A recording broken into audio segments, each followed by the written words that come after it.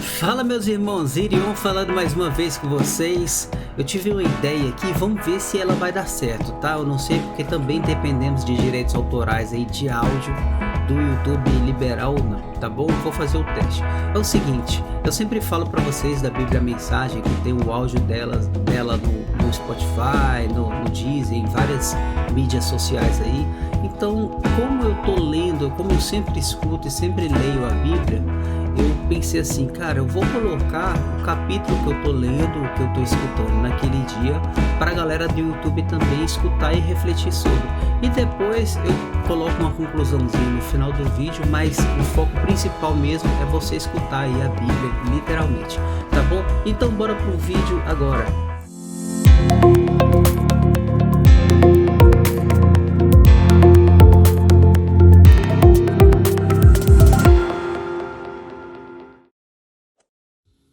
Capítulo 11.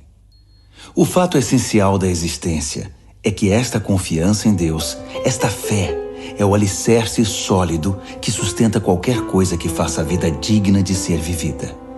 É pela fé que lidamos com o que não podemos ver. Foi um ato de fé que distinguiu nossos antepassados, elevando-os acima da multidão. Pela fé, vemos o mundo trazido à existência pela palavra de Deus, o que foi criado e que podemos ver por meio do que não vemos. Por um ato de fé, Abel apresentou a Deus um sacrifício melhor que o de Caim. Foi aquilo em que ele acreditava, não o que ele trouxe, que fez diferença. Pelo que Deus observou, pôde aprová-lo e considerá-lo justo. Após todos estes séculos, aquela fé continua a chamar nossa atenção. Por um ato de fé, Enoque escapou da morte. Eles o procuraram e não o encontraram, pois Deus o tinha tomado. Sabemos, com base num testemunho confiável, que antes de ser tomado, ele agradou a Deus. É impossível agradar a Deus a não ser pela fé. Por quê? Porque qualquer um que deseja se aproximar de Deus deve crer que Ele existe e que se preocupa o bastante para atender aos que o procuram. Pela fé, Noé construiu um barco na terra seca. Ele havia sido avisado de algo que não podia ver e agiu apenas com base no que foi dito a ele. O resultado? Sua família foi salva.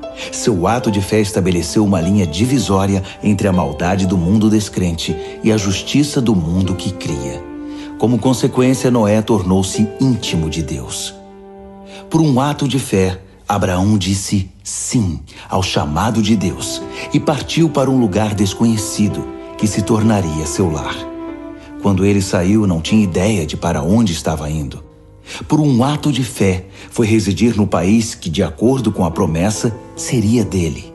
Viveu ali como estrangeiro e morava em tendas.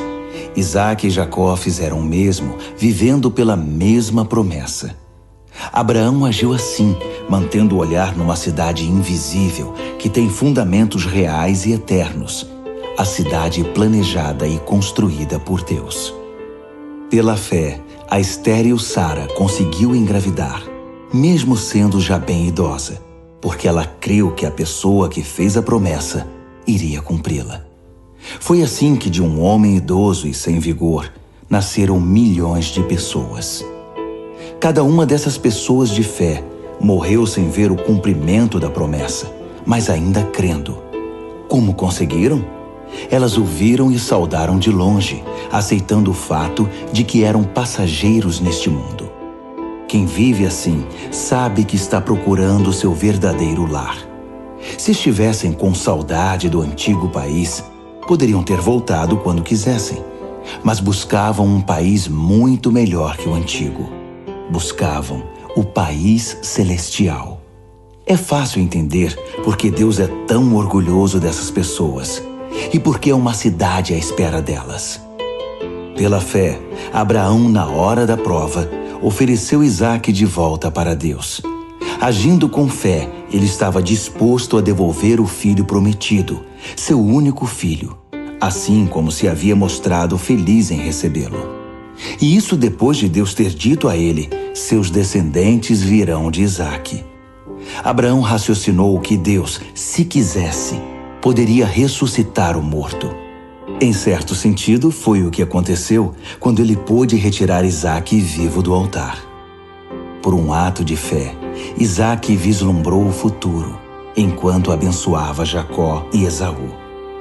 Por um ato de fé, Jacó, no leito de morte, abençoou os filhos de José de maneira invertida, o mais novo primeiro, depois o mais velho, abençoando-os com a bênção de Deus, não com a sua, enquanto fazia uma reverência apoiado em seu cajado.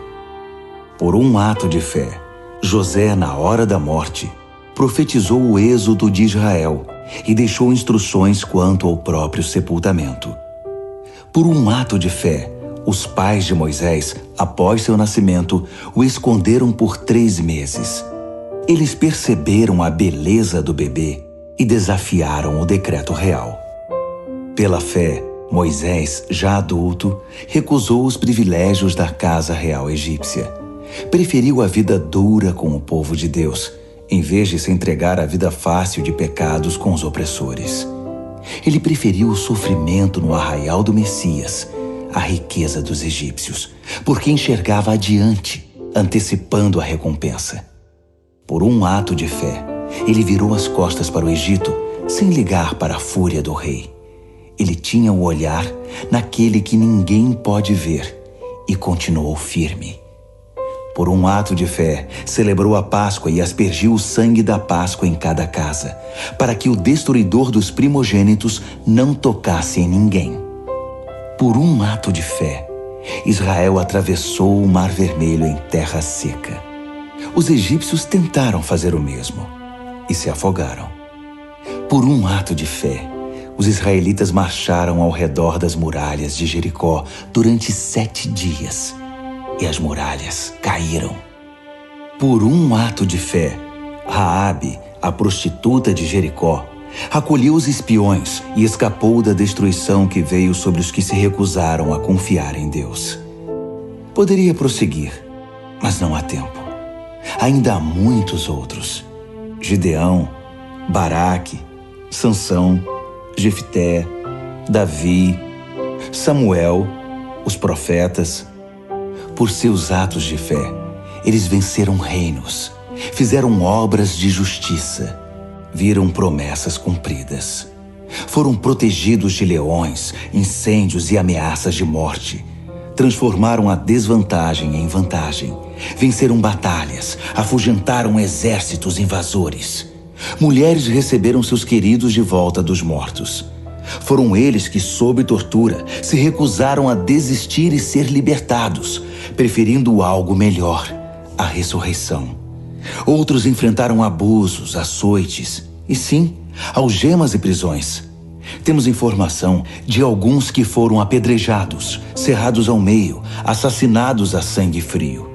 Histórias de homens vagando pela terra em peles de animais, sem teto, sem amigos, sem força. O mundo não os mereceu, vivendo como podiam nas periferias cruéis do mundo. Entretanto, nenhum desses exemplos de vida de fé puseram a mão na recompensa prometida. Deus tem um plano melhor para nós. Que nossa fé se junte a deles para formar um todo completo, como se a vida de fé que eles tiveram não fosse completa sem a nossa.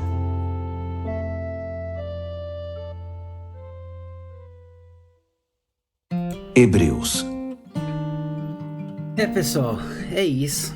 Hebreus 11, falando sobre grandes homens que passaram na Bíblia e expressaram a fé nas promessas de Deus, né? Algo que me marcou muito nesse texto, a gente costuma colocar a fé relacionada a tudo na vida, e realmente você pode acreditar que você vai fazer algo e realmente aquilo acontecer pela sua fé expressa ali naquele momento, né? Mas eu estava dando uma reparada nesse texto interessante. Esses grandes homens da Bíblia, eles acreditaram em quê? Na promessa de Deus. Ou seja, eles acreditaram tanto naquilo que Deus falou para eles, mesmo sem saber o que aconteceria, certo? Quanto acreditaram que não importasse que fosse aqui, realizado aqui na terra, porque o prêmio final, o estar com Deus seria o maior prêmio que eles teriam, tá bom? Então, olha, pontos que eu marquei rapidinho, né? A fé, que você já sabe, é o alicerce sólido que sustenta qualquer coisa que faça a vida digna de ser vivida. Olha que loucura, olha que legal, cara. É muito interessante você ver os pormenores da Bíblia e ler cada dia mais ela, né? Olha, eles aceitaram, já falei isso para vocês, eles aceitaram o fato que nós estarmos nesse mundo é algo passageiro, que o melhor, o prêmio final é estar com Deus, tá bom? E, por fim, que Deus sempre tem um plano melhor pra gente. Eu sei, é difícil, quando você tá naquele momento de aflição, de solidão, você acreditar, você ter fé que Deus tem o melhor para você, não é fácil, tá bom? Mas tenha certeza, tenha fé, é o melhor a se fazer, tá bom? Então é isso, pessoal, um grande abraço e até a próxima, valeu, tchau, tchau.